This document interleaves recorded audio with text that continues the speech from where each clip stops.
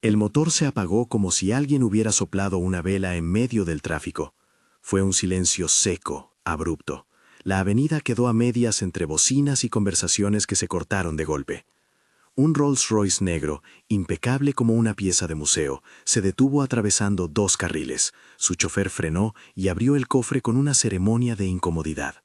Humo leve se elevó del motor como si el auto suspirara, y la multitud se congregó en torno a la anomalía, curiosa y algo satisfechamente escéptica. A un lado de la calle, entre el olor a aceite y alambres, una mano con la uña partida, cubierta de grasa vieja y nueva, sostenía una llave inglesa como si fuera una extensión natural del cuerpo. Lucía, 20 años, con el delantal del taller atado a la cintura y el cabello recogido en una coleta modesta, se acercó con paso firme. Sus manos tenían las marcas de millones de horas de ensayo. Callos, manchas que no se irían con jabón. En sus ojos había calma, la misma calma que se aprende cuando se ha pasado la mitad de la vida escuchando motores y descifrando ruidos. «Puedo resolver esto», dijo ella en voz baja, sin hacer alarde. La frase fue apenas una ofrenda. Sin embargo, atravesó la confusión de la calle como una línea recta.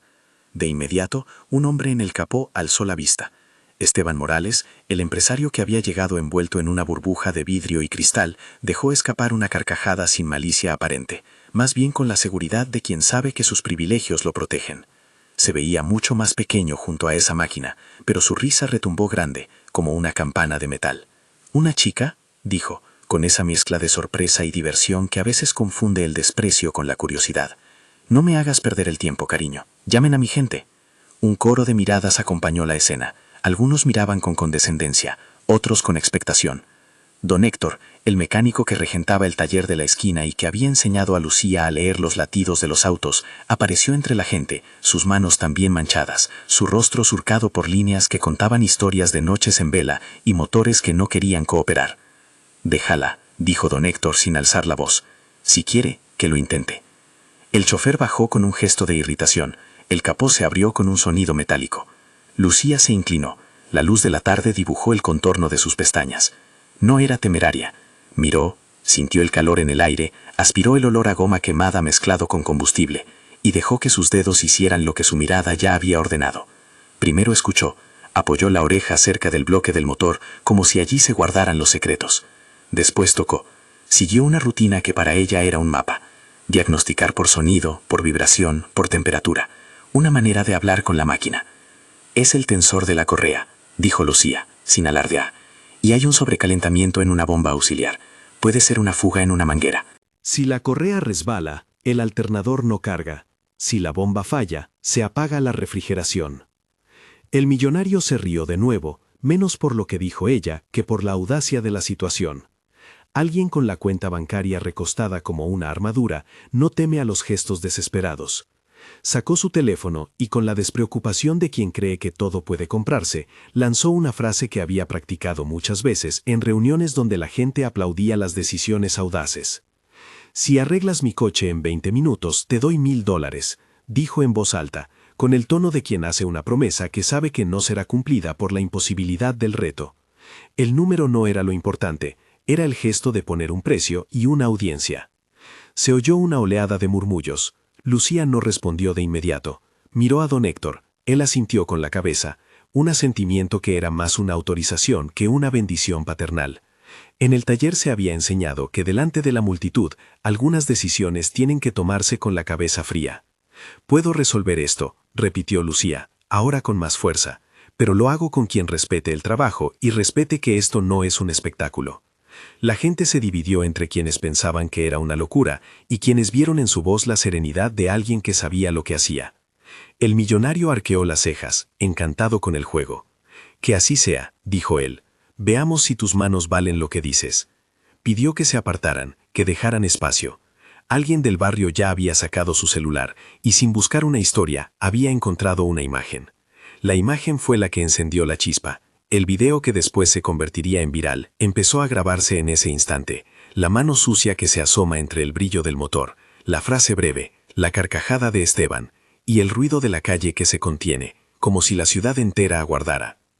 Lucía trabajó como si el tiempo fuese un medidor, que marcaba no la prisa, sino la precisión. Desmontó una tapa antigua con cuidado, no como quien fuerza piezas, sino quien entiende que una parte rota tiene memoria.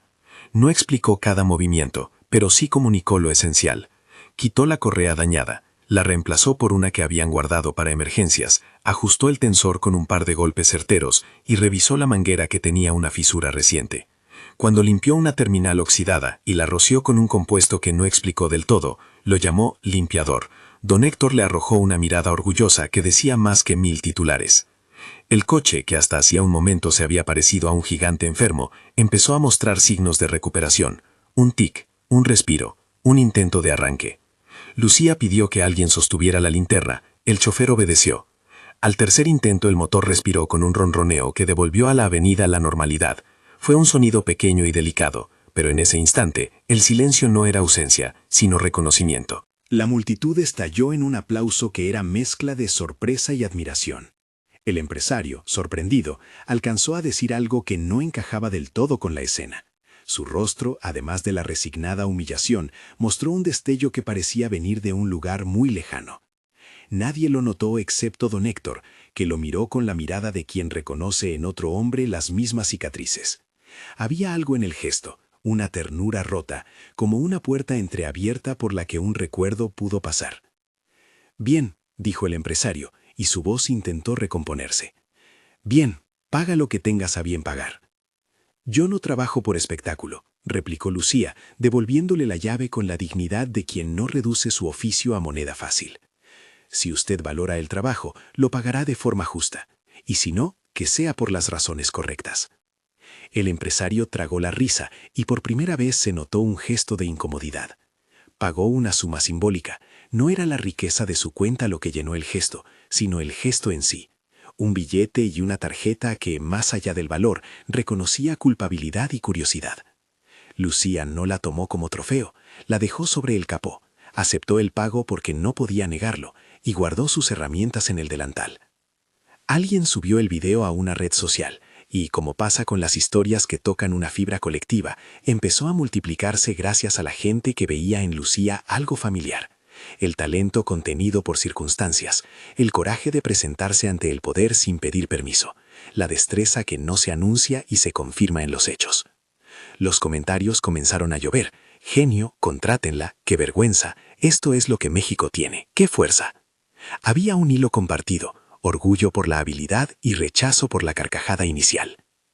Don Héctor notó cómo su taller, hasta ese día un punto modesto en un barrio que parecía ajeno a las grandes noticias, empezó a atraer miradas. Un coche se detuvo frente a su puerta con más gente y cámaras asomando. Vecinos que habían pasado por allí en años se acercaron con la sonrisa de quien se reconoce en una victoria pequeña pero profunda. Para Lucía la viralidad fue extraña, la abrumó la atención, sí, pero no le cambió la vida en un segundo. Lo que sí cambió fue la puerta que se abrió. Una llamada del teléfono del taller, confundida al principio, terminó siendo una invitación formal a recibir a alguien que quería hablar en la oficina más tarde. Fue entonces cuando la vida que don Héctor le había enseñado a Lucía a demostrar ser su mejor brújula. «No vendas la escuela por un aplauso», le había dicho él cuando ella era menor y le proponían atajos. Lucía todavía asistía a clases por la mañana. El taller respetaba sus horarios. Era alumna con horarios autorizados, con el permiso para aprender y no para convertirse en mano de obra explotada. Esa protección fue una bandera que ella hizo con orgullo. Su talento no era sinónimo de abandono. Un mensaje llegó al celular de don Héctor. Un hombre de traje, con voz pulida, pedía una reunión. Al otro lado de la llamada, con una formalidad que olía a contratos, se presentó la secretaria del despacho de Esteban Morales. Querían formalizar una propuesta. No era una llamada de caridad, era de negocios. Pero cuando don Héctor colgó, miró a Lucía y vio en sus ojos algo que él había visto pocas veces, una mezcla de cautela y esperanza. «Ellos ofrecen modernizar el taller», dijo don Héctor con cautela. «Pero eso no quiere decir que nos vayamos a vender. Hay que pensar, mirar papeles y exigir garantías para que esto sirva a los nuestros». Esa tarde, Valentina, la hija de Esteban, se acercó al taller sin la ostentación de su padre, con la discreción de quien busca reparar un puente a través de una conversación íntima. Lucía la encontró entre las herramientas, con las manos sin grasa y la mirada algo temerosa de no encajar. Valentina no hablaba con la voz de su padre. Su voz era otra, frágil tal vez, con una curiosidad que no se permitía públicamente. «Mi papá», dijo ella, «dice que quiere ayudar, que quiere invertir. Cree que es negocio. Yo creo que quizá también sea otra cosa». Lucía la miró con franqueza y ofreció la sinceridad que aprendió entre tuercas y noches de guardia. «No necesito lástima ni espectáculo», dijo. «Necesito oportunidades, que se respete a mi padre y a la gente que aquí trabaja, y que haya lugar para aprender. Si hay condiciones que atenten contra eso, no sirven». Valentina bajó la vista. La conversación quedó suspendida en un mutuo reconocimiento. La hija de quien se burló por la mañana y la chica que reparó un coche mirándose como dos polos de la misma ciudad que normalmente no se tocan. Al día siguiente la prensa llegó en serio. Las cámaras buscaban planos del taller, de Lucía con las manos en la caja de herramientas, del empresario que hacía un gesto entre incómodo y paternalista. En una de las entrevistas, Esteban habló con una calma que le costó recuperar. «Reconozco talento donde antes no lo vi», dijo, y en su voz hubo una fisura que no pasó desapercibida. «Tal vez fui demasiado rápido en juzgar. Mi hijo solía hacer esto. Lo hacía sin pretensiones. Cuando murió, creo que perdí algo que no supe nombrar hasta hoy». La revelación fue breve, casi susurrada entre declaraciones de prensa y protocolos. No fue una confesión dramática en un escenario apropiado. Fue una línea que se coló entre las frases organizadas y dejó ver que había una historia personal detrás de la capa de poder. Ese detalle, más que el dinero, provocó que algunos periodistas dejaran de lado la anécdota fácil y miraran con un poco más de cuidado. La oferta formal vino con papeles, inversión para modernizar el taller, una partida para becas, acceso a herramientas nuevas y una propuesta de alianza con condiciones que, en principio, buscaban preservar el control de don Héctor y la autonomía del equipo. Lucía leyó los documentos con la curiosidad de quien mira un mapa. Había promesas escritas en una letra fina y elegante, cláusulas que parecían pulcras. Esteban insistió en que quería que el proyecto fuera duradero, que no fuera una mano que pasa y se va. «Yo quiero dejar algo con sentido», dijo en una ocasión, mirando una vieja placa en la pared del taller, casi como si hablar con paredes pudiese enseñarle cómo hacerlo mejor. «No quiero comprar el aplauso, quiero que alguien construya». Lucía escuchó las palabras, y aunque la cautela no la abandonó, halló en aquella voluntad algo que encendió una esperanza prudente. Si la inversión estaba diseñada para educar, para formar técnicos que no tendrían que dejar su barrio para prosperar, entonces era una puerta real. Valentina propuso que la primera beca fuera para Lucía, siempre y cuando ésta mantuviera su asistencia escolar, y la gestión del taller quedara en manos de quienes lo habían hecho funcionar hasta entonces. La rúbrica de aquella reunión tuvo gestos que a veces sustituyen a los discursos: un apretón de manos, la entrega simbólica de una caja de herramientas nuevas, que Valentina asustó como si fuese un símbolo de paz. Don Héctor aceptó estudiarlo, pidió garantías legales, cláusulas que protegieran a los aprendices y que no hicieran del taller una sucursal corporativa. Lucía, por su parte, pidió una condición que era más de corazón que de papel: que el proyecto llevara el nombre del barrio en la placa que se colocaría el día de la inauguración. El video en las redes seguía sumando vistas. De repente, de la nada, llegaron propuestas de entrevistas, reportajes y también ofrecimientos de empleo que no respetaban límites. Don Héctor se encargó de filtrar. Había que agradecer la atención, pero no sacrificar la ética por la oportunidad. Esa postura puso en evidencia algo que el barrio ya sabía: la integridad cuesta más que la prisa de hacerse famoso. Y sin embargo, la sombra no tardó en aparecer. No es que la gente buena no pueda atraer envidias, es que cuando un proyecto comienza a tocar intereses, aparecen manos que antes estaban invisibles. Una mañana, un sobre oficial llegó al taller: una inspección programada por supuestas irregularidades en la instalación eléctrica del local. La notificación era fría y cortés, pero en ella había más que un papel. Llevaba el sello de alguien que sabía mover fichas. Marco Duarte, un socio de negocios de Esteban en el pasado, era un nombre que circuló en el barrio con un rumor. Se le atribuían gestos de ambición que a menudo confundían el poder con el derecho. No había acusaciones públicas en ese momento, solo la sensación de que alguien veía con malos ojos la idea de que un taller de barrio saliera a la luz con herramientas nuevas y becas. Para Lucía y don Héctor, la carta no fue más que un tropiezo técnico. Para don Héctor, en cambio, fue una campanada que anunciaba que la negociación no sería un camino recto. Esa tarde, mientras Lucía ordenaba las llaves en su caja, recibió un mensaje anónimo. No todo lo que brilla quiere el bien del barrio. No era una amenaza explícita, pero tenía el tono de quien advierte desde la distancia. Lucía comprendió que la ruta tendría más baches que los que cabía en un motor mal alineado. El primer gran gesto material llegó una semana después, una remesa de herramientas, nuevas y brillantes, colocadas en una mesa frente al taller. La prensa mostró las cajas y habló de una donación transformadora. Pero en el barrio se susurró otra cosa. Las donaciones que vienen con prensa muchas veces esconden compromisos. Don Héctor leyó los papeles con atención. Lucía miró la caja con una mezcla de emoción y recelo. Sabía que esos instrumentos podían cambiar vidas, pero también sabía que no querían ser moneda de cambio. El empresario, por su parte, empezó a aparecer con más frecuencia, no solo para los tiempos de la cámara, sino para conversar con los aprendices, para preguntar por los manuales y las técnicas. En sus preguntas había honestidad. Preguntaba por aquello que el dinero no compra, por las historias que el barrio multiplicaba en silencio. Lucía lo encontró una tarde en el taller, manos cruzadas, mirando una vieja caja de herramientas que pertenecía a don Héctor. «¿Por qué te molestó tanto la risa de esta mañana?», le preguntó ella con la naturalidad de quien no teme preguntar lo que otros califican como indiscreto. Esteban la miró, y por un instante fue un hombre más joven, con la voz quebrada por algo que no sabía manejar. «Porque me recordó a mi hijo», dijo. «Él tenía una llave inglesa como esa.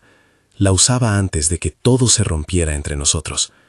No supe protegerlo. Ahora me pregunto si algo así puede servir para arreglarme a mí». La confesión fluyó sin teatralidad. Lucía entendió que su desafío había tocado una cuerda que no era solo democracia con el dinero, sino una culpa antigua, un duelo que no encontraba formas de expiación. Su respuesta fue simple. El trabajo no arregla el alma por sí solo, pero abre puertas para que otros aprendan a sostener la suya. Fue una respuesta que, más que consolar, puso los límites en su sitio. La reparación personal debe venir acompañada de acciones que duren. El acuerdo, al final, quedó escrito con condiciones: becas para jóvenes del barrio que quisieran estudiar mecánica, fondos para modernizar herramientas y un compromiso por parte de la empresa de Morales de no intervenir en la administración cotidiana del taller. Don Héctor insistió en un punto no negociable. Cualquier aprendiza o aprendiz menor de edad debía tener continuidad educativa garantizada. Esteban firmó, con la solemnidad de quien no firmaba un cheque, sino una responsabilidad.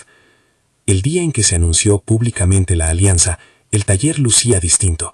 Una lona con el logo de la iniciativa colgaba en la fachada, vecinos trajeron café, y Valentina ayudó a colocar una placa provisional. El barrio sonrió con esa mezcla que solo tienen los lugares donde la esperanza se acompasa con la prudencia.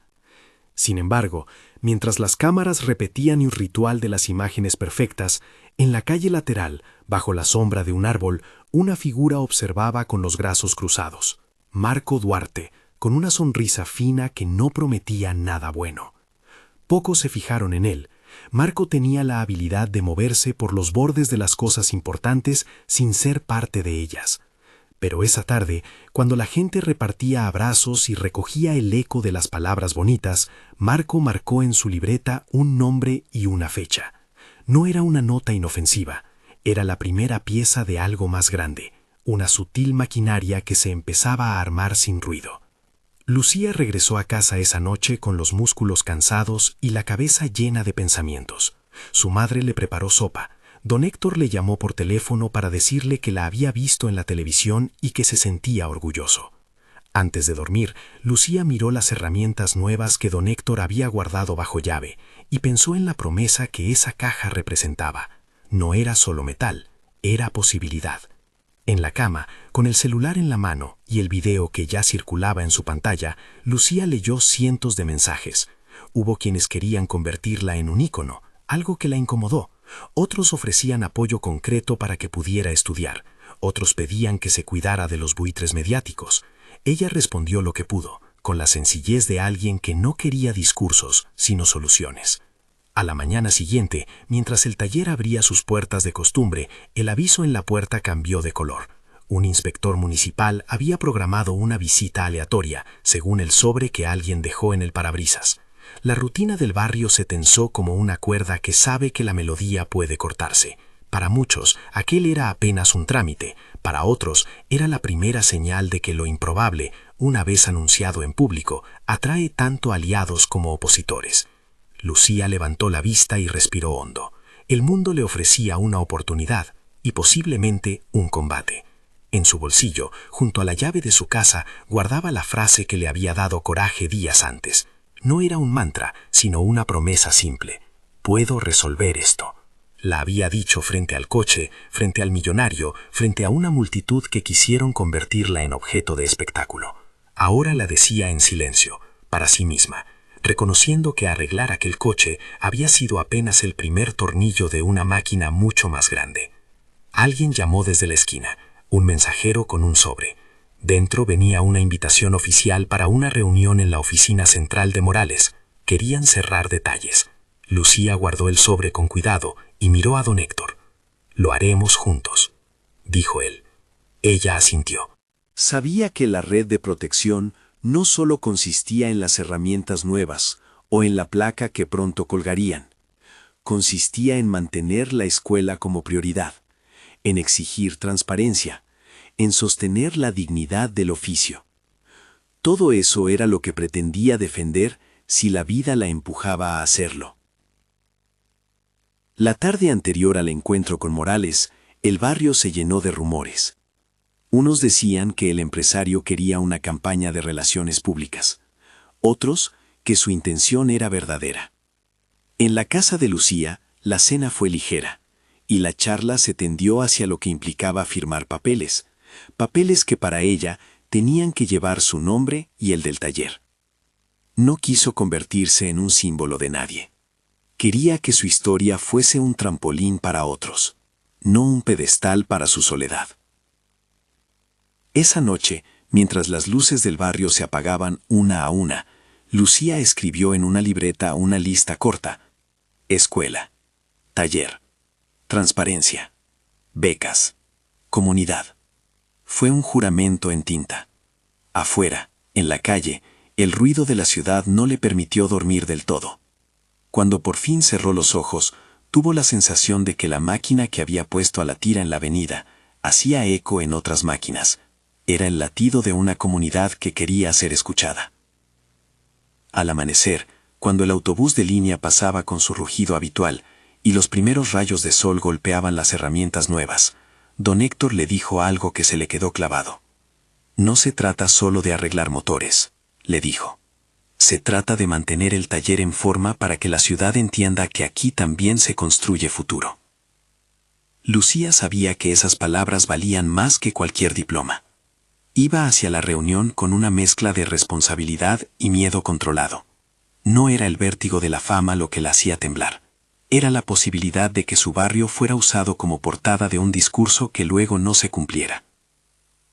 En la entrada del edificio donde la oficina de Morales quedaba, había guardias, y más allá, una recepción que olía a madera pulida.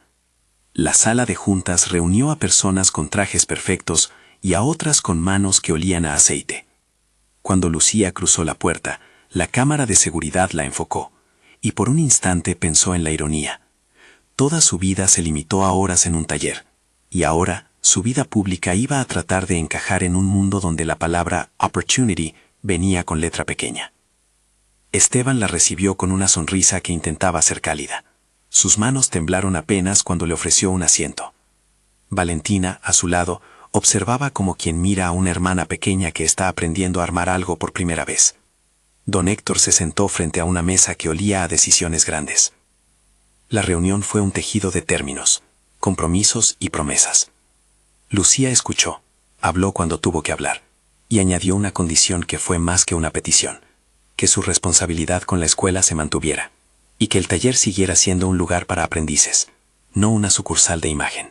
Esteban asintió, y cuando firmó, lo hizo con un gesto que parecía querer sellar no un negocio, sino un gesto de reparación. Salieron de la sala con la sensación de misión cumplida. Pero afuera, la ciudad no había dejado de latir según su ritmo habitual. En el bolsillo de su saco, Marco Duarte dobló un periódico con la noticia y sonrió con la delicia de quien sabe que una pieza clave acaba de caer en su tablero. No se adelantó a nada. Apenas marcó en su libreta otro nombre, apuntó una nota breve y guardó su sonrisa como quien cuida una carta guardada para el momento preciso. Lucía, mientras volvía al taller con don Héctor y Valentina, no imaginó que aquella firma sería el inicio de algo que pondría a prueba la honestidad de todos. Lo que sí supo fue que su vida había cambiado. Ya no era solo la chica que arreglaba coches, era una figura pública en ciernes, una posibilidad. Y con esa posibilidad llegó también la responsabilidad de proteger lo que había conquistado con manos callosas y decisiones firmes. De regreso al taller, la gente la recibió con aplausos y algunos abrazos. La placa que pronto se colocaría todavía olía a tinta fresca. En la pared, entre las fotos antiguas, alguien colgó un recorte de periódico con el título que ya corría en las redes. «Puedo resolver esto», dijeron. Se rió el millonario, pero la chica hizo lo improbable. Esa frase, repetida hasta la saciedad por cámaras, por bocas de vecinos y por dedos en pantallas, quedó suspendida en el aire como una pregunta que pedía respuesta. ¿Qué significaba arreglar algo tan profundo como la desigualdad con una firma y unas herramientas nuevas? Lucía lo sabía de forma tajante. No bastaba con la ayuda, había que construir mecanismos para que la ayuda se convirtiera en autonomía. Mientras la comunidad celebraba aquella tarde, nadie vio que en el buzón del taller, junto a felicitaciones y ofertas sinceras, se coló otro sobre sin remitente. Dentro, una fotografía. La puerta del taller desde la mañana en que el coche se averió, tomada desde un ángulo que solo alguien que escondiera intención podría conocer. Al dorso, una frase escrita con letra pequeña. No confíes en quienes aplastan y luego reaparecen para salvar lo que ellos mismos dañaron. Lucía tomó la fotografía con la misma serenidad con la que había abierto motor otra vez. Por primera vez en semanas, la certeza cedió terreno a una intuición fría. La ayuda había llegado, sí, pero no sin costo. Y en algún lugar, alguien empezaba a mover las piezas para recuperar lo que consideraba suyo. La puerta del taller se cerró con el golpe de siempre. Afuera, la ciudad siguió su ritmo. Dentro, bajo el centelleo de herramientas nuevas y las sombras de paredes que guardaban historias, Lucía dejó la mano sobre la tapa metálica de una vieja caja. Pensó en su madre, en don Héctor, en la escuela, en la placa que pronto llevaría el nombre del barrio. Pensó en la risa del millonario esa mañana y en la voz de Valentina que la miró con curiosidad y cuidado. Pidió silencio por un instante en la sala donde los vecinos conversaban y dijo con la misma voz con la que aquella vez había mirado al coche inmóvil: «No vine a que me aplaudan, vine a que esto dure. Si vamos a hacer algo, que valga para todos». La respuesta fue un aplauso más tenue, pero más sentido. La vida seguía y la promesa también. Afuera, tras la puerta, una sombra se alargó. Marco Duarte marcó un número en su teléfono y dijo una sola frase que nadie escuchó, pero que en su entonación llevaba una decisión. Empieza a moverse. Lucía no lo sabía aún. Tenía la confianza necesaria para el siguiente paso, la que no se compra ni se vende. En su bolsillo, la libreta con la lista seguía allí. Escuela, taller, transparencia, becas, comunidad. A su lado, la llave que la había llevado a la fama y al riesgo quedó como un recordatorio. Un coche se arrancó en la calle y un motor, alguna vez achicado por la risa de un hombre poderoso, volvió a latir con una dignidad nueva. La historia, sin embargo, todavía no había dicho su parte más difícil. En la plaza cercana, las notificaciones explotaban. El video alcanzaba cifras que ni Lucía ni don Héctor podían medir en significado. Era una puerta abierta hacia la oportunidad, pero también un imán que llamaba a manos invisibles. Al cerrar el taller esa noche, Lucía pensó en la promesa que no quería traicionar. No ser el espectáculo, sino ser la práctica responsable que se multiplica en manos que se entrenan. Algo, en la distancia, empezó a ponerse en marcha, una serie de decisiones y personajes que ya habían comenzado a escribir su nombre en la historia del barrio. Lucía lo sintió en el estómago, como el ruido premonitorio que precede a un cambio. No sabía aún si aquel cambio sería para bien o para poner a prueba su capacidad de proteger a los suyos.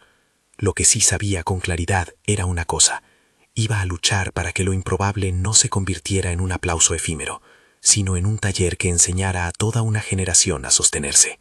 La carta sin remitente cambió el aire del taller como un viento frío que se cuela por una rendija antigua. No fue un golpe violento, sino una tensión lenta que se fue extendiendo. Esa misma tarde aparecieron 3 inspectores en actitud formal, con carpetas y linternas. Revisaron cuadros eléctricos, buscaron sellos, hicieron preguntas que sonaban más a acusación que a curiosidad. Lo que al principio parecía un trámite se transformó en una orden clara: clausura temporal por presuntas irregularidades en la instalación y riesgo para aprendices. Las cajas con herramientas nuevas quedaron bajo sello. El timbre del taller perdió su costumbre de abrir a clientes. Se cerró con una notificación fría pegada en la puerta. La noticia se extendió por el barrio como una mancha de humo. Hubo incredulidad, luego rabia, luego la necesidad de acción. Vecinos se arremolinaron a la puerta. Alguien grabó la notificación y la subió a redes. Los comentarios esta vez llevaban un tono distinto. ¿Cómo es posible? ¿Quién quiere acabar con esto? No lo permitan. Fueron minutos en los que la esperanza pareció ponerse a prueba. Lucía sintió que le faltaba el aire. El taller, que hasta hacía poco latía como un lugar vivo, había quedado inmóvil. Las herramientas nuevas, brillantes y candentes de posibilidad, estaban allí, pero no podían ser usadas. No pasó mucho antes de que el nombre de Marco Duarte apareciera en boca de algunos. Hombre de perfil bajo, con la habilidad de acercarse a gobiernos y empresas sin ruido, Marco había sido una sombra desde la mañana de la inauguración. Ahora empezaban a atar cabos. Un periodista local que había cubierto la historia del video y que había sentido curiosidad más que sensacionalismo, decidió olfatear más allá del expediente oficial. Encontró pistas, llamadas entre un empleado municipal y un número vinculado a la empresa de Marco la semana anterior, certificados fotocopiados, firmas que no coincidían con los registros. No eran pruebas concluyentes por sí solas, pero sugieren el movimiento de hilos por debajo de la mesa. Valentina desde el primer momento no dudó. No permitió que el orgullo del apellido se convirtiera en timidez moral. Llamó a su padre y le dijo sin rodeos que aquello olía a venganza de alguien que no había querido compartir la atención. Esteban, por su parte, sintió la presión como una crisis inédita. La oferta de ayuda que él había hecho, la imagen de responsabilidad que había construido, de pronto cohabitaban con la posibilidad de que uno de sus conocidos manipulara el proceso para recuperar control. Fue para él una prueba de que las intenciones sin vigilancia podían corromperse. La comunidad se organizó alrededor de don Héctor y Lucía. Hubo reuniones en la plaza, mandas con consignas y un plan legal trazado por un abogado local que trabajaba pro bono, demanda por clausura injustificada, solicitud de medidas cautelares para el levantamiento del sello y una petición formal para investigar la cadena de responsabilidad en la inspección. No era una batalla de un día, era una contienda que pediría pruebas, testimonios y la exposición pública de maniobras oscuras. Se puso en marcha una caja de donaciones para cubrir gastos legales. La gente aportó lo que pudo, desde billetes hasta panes. Era la solidaridad con olor a aceite. Mientras tanto, la viralidad que había alzado a Lucía empezó a actuar en otra dirección. Voces en redes, muchas de las cuales antes habían aplaudido, ahora exigían transparencia y presionaban a las autoridades. El periodista que olfateó las llamadas no quiso quedarse con la duda. Publicó una pieza cuidada donde exponía coincidencias y pedía respuestas. Esa nota fue el punto en que la presión se transformó en un huracán controlado, que empujó a las oficinas a abrir archivos que hasta entonces estaban cerrados. Marco no se quedaría quieto. Su movimiento fue el de quien prepara la defensa antes de ser señalado. Corrió versiones, sugirió que la clausura era por cosas serias, alimentó el rumor de que el taller era peligroso. Para muchos de los ricos contactos de Marco, la historia del taller era apenas una ficha en un tablero que demandaba ser ganado. Pero en la ciudad de a pie, las fichas eran personas, aprendices, madres, el viejo don Héctor. Ellos no eran piezas, eran historias. Y por eso la ocasión dio lugar a testimonios claros. Un exempleado del área de inspecciones, cansado de favores y con facturas en mano, decidió hablar. Entregó al abogado del taller un audio donde se escuchaba la voz de un intermediario ofreciendo facilidades a cambio de cerrar el caso rápidamente. No eran palabras de conferencia, eran fragmentos que iban trazando una ruta. Con esas evidencias, el abogado solicitó una audiencia urgente. La esperanza volvió en forma de trámite, una medida cautelar pedida por la defensa que buscaba la inmediata reapertura del taller hasta que se aclararan las irregularidades. La audiencia fue un escenario de tensión contenida. El juez, profesional y sereno, escuchó las versiones, miró documentos, pidió peritajes y concedió una medida provisional que levantaba los sellos hasta una investigación más profunda. No era la victoria final, pero sí la posibilidad de que el taller volviera a latir. La reapertura fue un acto de celebración contenida. La gente lloró al ver que las herramientas no estaban detrás de un sello, sino en manos que las levantaban otra vez. Las cámaras volvieron, pero diferente. Ya no había el brillo del descubrimiento ingenuo, sino la certeza de que el barrio se había defendido. Marco, por su parte, asumió el papel de quien ve cómo se le escapan las piezas, y desde su oficina palaciega empezó a mover nuevas cartas, abogados, rumores, intentos de desacreditar testimonios. Era la lógica de quien no espera perder. La lucha legal siguió su curso. Comisiones técnicas independientes revisaron la instalación eléctrica. Peritos imparciales sacaron fotos, levantaron planos y terminaron por afirmar algo que don Héctor venía sosteniendo con el sentido común del oficio. El taller, con el mantenimiento adecuado, no presentaba riesgo letal. La firma y el sello que habían servido de base para la clausura resultaron apócrifos en sus partes. Las llamadas interceptadas y los movimientos bancarios vinculaban a la empresa de Marco con la contratación irregular de un inspector externo. Las piezas del rompecabezas, dispersas al principio, se fueron ensamblando con la ayuda de quien no tenía más que la verdad para sostenerse: la comunidad. La audiencia principal fue sin duda un punto de inflexión. Familiares, aprendices, periodistas y el propio Esteban se sentaron en la sala. Los periodistas trajeron grabaciones, documentos y el testimonio del ex empleado de inspecciones. Marco se presentó con su habitual compostura. Sus abogados desplegaron argumentos técnicos, pero la acumulación de evidencia se volvió difícil de soslayar. El juez, con la serenidad que pide la balanza, ordenó una investigación más profunda sobre las actuaciones del inspector y dejó claro que cualquier falsedad sería sancionada. Para el barrio fue un alivio. La justicia había escuchado. Para Marco, una suspensión dolorosa en su estrategia. No fueron días fáciles. Marco no aceptó la derrota con elegancia. Comenzó una campaña soterrada que mezcló difamación y presión. Pero la ciudad mostró un lado distinto. La voz de muchos neutralizó la voz de uno. La prensa investigativa amplió líneas, y algunos aliados de Marco empezaron a distanciarse para evitar el escándalo.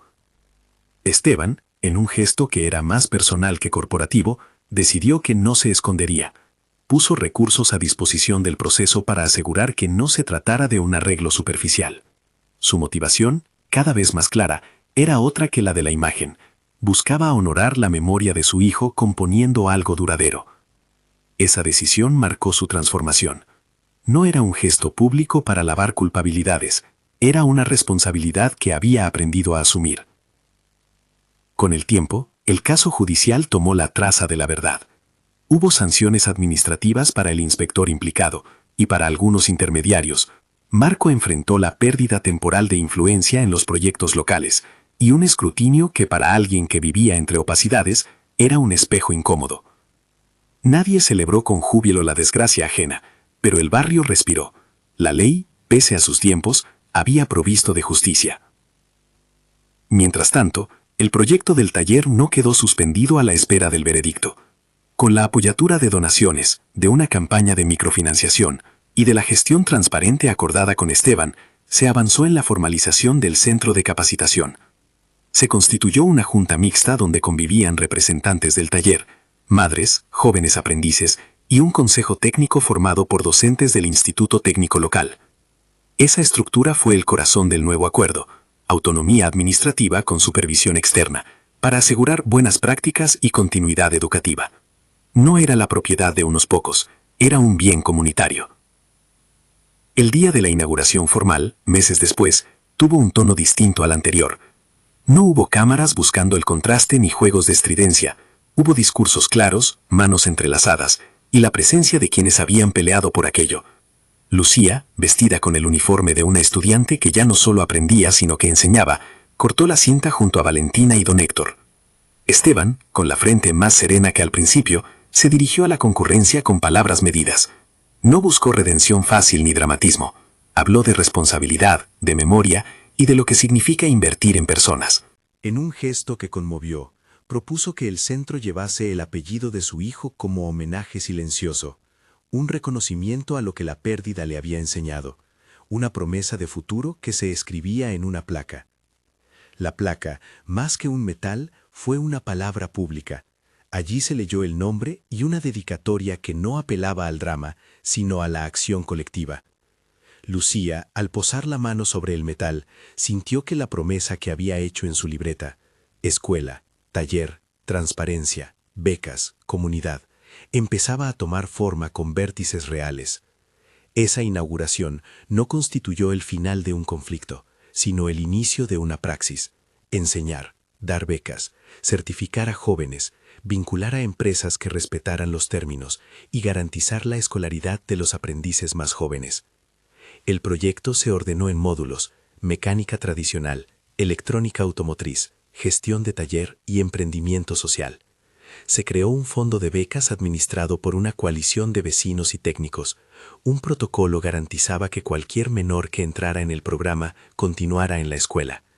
Había un énfasis explícito en mantener la dignidad del oficio y no convertir a los aprendices en mano de obra barata. El barrio, que había aprendido a luchar y a cuidar su propia historia, encontró en esa estructura una manera de protegerse. Con los meses llegaron historias que confirmaban la intuición fundante. No bastaba con la ayuda puntual, hacía falta continuidad. Salieron del taller jóvenes con certificados, con habilidades que les permitieron trabajar en talleres o emprender pequeños negocios. Una de las beneficiarias, que había empezado asistiendo a clases por las tardes, consiguió un empleo en una empresa de flotas de transporte que respetaba horarios y formación. Otro chico, cuya madre había llorado al ver la clausura, pudo mantener sus estudios gracias a la beca que cubría parte de su transporte y materiales. Cada pequeño logro fue un latido más del proyecto. La iniciativa multiplicaba oportunidades sin sacrificar dignidad. La figura de Esteban evolucionó ante los ojos de muchos.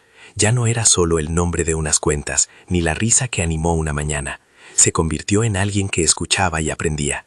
Su redención no fue un texto repentino, fue una serie de actos acumulados, recursos puestos a disposición para un fondo que garantizara continuidad, apoyo para que las herramientas quedaran bajo administración conjunta y una decisión pública de correr su apellido de la campaña promocional cuando aquello amenazara con mercantilizar a los aprendices. Fue un cambio lento, humanizado por las conversaciones que tuvo con Valentina y por la determinación de Lucía y don Héctor de no bajar la guardia. En privado, Esteban visitaba el taller y se quedaba más tiempo del que las cámaras exigían. Hablaba con aprensión de su hijo, a quien quería honrar sin convertir el recuerdo en una moneda fácil. Marco, por su parte, quedó desplazado de la ESEMA. No fue una caída espectacular, fue la erosión de la influencia que tenía en proyectos locales. Había quienes dijeron que la vida le daría revancha, otros que la ciudad, al exponer sus maniobras, había puesto límites a quien pretende moverse sin escrúpulos. Lo cierto es que para quienes habían sufrido su presión, su alejamiento trajo alivio. No hubo venganza, hubo labores concretas para blindar el proyecto. Los años continuaron y el taller se transformó en un centro con rituales propios. Las mañanas olían a café y solvente, a conversación y a enseñanza. Había un tablero con los nombres de los aprendices. Al lado, otra pared con fotos de quienes ya habían salido del programa con empleos. Las herramientas antiguas convivían con las nuevas. La tecnología se incorporaba sin sacrificar el oficio tradicional. Lucía, que había entrado como aprendiz adolescente, ahora coordinaba módulos, acompañaba a los nuevos y seguía asistiendo a clases en el Instituto Técnico. Ella eligió no desentenderse de la escuela.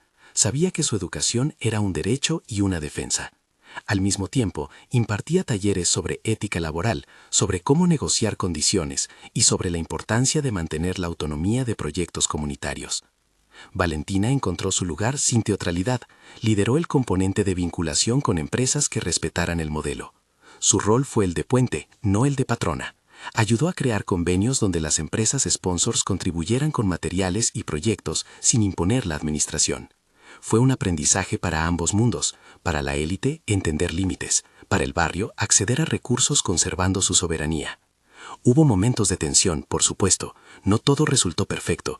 Surgen diferencias en juntas, discusiones sobre prioridades, casos en que empresas intentaron meter condiciones no gratas, pero esos impases se resolvían con la participación activa de madres, aprendices y técnicos, con transparencia en las cuentas y con la regla fundamental de priorizar educación. De a poco, la red estableció mecanismos que replicaron en otros barrios, manuales de gobernanza comunitaria, formatos de becas y protocolos para asegurar protección a menores. La multiplicación del proyecto no fue rápida, fue metódica y respetuosa. Se fundó una segunda sede en un barrio vecino, con la condición de que el equipo local administrara la operación, y una tercera, centrada en mujeres jóvenes que querían aprender mecánica. Esa última iniciativa fue una herencia directa de Lucía. Ella insistió en que el oficio no tuviera género asignado y que las mujeres, en particular, tuvieran espacios seguros para desarrollarse. Las clases incluían acompañamiento en autoestima, negociación laboral y derecho laboral básico. Fue un cambio cultural que se propagó con pequeños gestos diarios. Una chica que aprendía a balancear motores, otra que armaba su caja de herramientas y otra que dirigía el módulo de logística. La red de centros ganó reconocimiento profesional, pero no por el brillo espectacular de un video viral, sino por la solidez de lo hecho. Estudiantes certificados, programas con seguimiento, convenios con institutos técnicos y un fondo de becas administrado por una junta independiente. La comunidad siguió siendo el eje. Las decisiones se tomaban con participación y se revisaban periódicamente. Los proyectos que se replicaban en otros barrios pedían asesoría para evitar modelos extractivos. Querían construir autonomía, no dependencia. En una ceremonia años después, cuando el primer centro cumplió su 5º aniversario, la plaza frente al taller estaba llena. No había cámaras buscando el escándalo, sino familias que recordaban el día en que un auto se apagó y una chica dijo, «Puedo resolver esto». Lucía, ahora una mujer que parecía menor en los papeles pero mayor en la responsabilidad, habló sin estridencias. Su discurso fue claro, breve y profundo. Habló del trabajo cotidiano que sostienen los logros, de las noches en que la incertidumbre fue una compañía constante, de los nombres de quienes no están, pero que empujaron desde la memoria. Habló también de perdón y de fronteras, perdón que no borra daño, y límites que no permiten la repetición de viejas prácticas. Esteban, en público, pidió disculpas por la risa que quedó como símbolo. No fue una ópera de culpas, sino una rendición honesta. Admitió que la risa inicial había venido de la costumbre y que la reparación implicaba acciones, no solo palabras. En un gesto que mereció aplausos sinceros, hizo entrega de un fondo destinado a sostener becas por 5 años más, con la condición de evaluación conjunta y transparencia. Fue la manera más práctica en que ofreció expiar parte de lo que su vida anterior le había impedido ver. Marco no fue invitado. Su nombre quedó en el pasado como quien atraviesa la historia sin formar parte del final. El barrio, en cambio, reconoció a quienes habían sostenido la lucha, al abogado que trabajó pro bono, al periodista que miró con rigor, a las madres que no permitieron el silencio. Y por encima de todo, dada la placa que recordaba el nombre del hijo de Esteban, quedó el testimonio de que el dolor, cuando se convierte en acción colectiva, puede transformarse en oportunidad. Años después, en la entrada principal de uno de los centros nacientes, una pared exhibía nombres, los de los beneficiarios, los mentores, los patrocinadores responsables y una frase que se había convertido en lema: «Formamos manos y dignidad». Lucía, mirando aquella pared, pensó en la mano sucia que alzó la llave por primera vez y en la carcajada que la acompañó. La frase del título seguía resonando: «Puedo resolver esto». Dicha en una avenida, había dejado de ser una frase heroica y se había transformado en un compromiso cotidiano. Se multiplicaron las historias anónimas. Un joven que pagaba la carrera técnica gracias a una beca, una mujer que abrió su propio negocio de mantenimiento de motocicletas, un grupo de adolescentes que creó una cooperativa de transporte escolar para su colonia. Esas historias no llegaron envueltas en publicidad, nacieron de procesos largos, de errores corregidos y de instituciones pequeñas entrenadas para respetar la autonomía comunitaria. En lo íntimo, Lucía no dejó de ser quien era.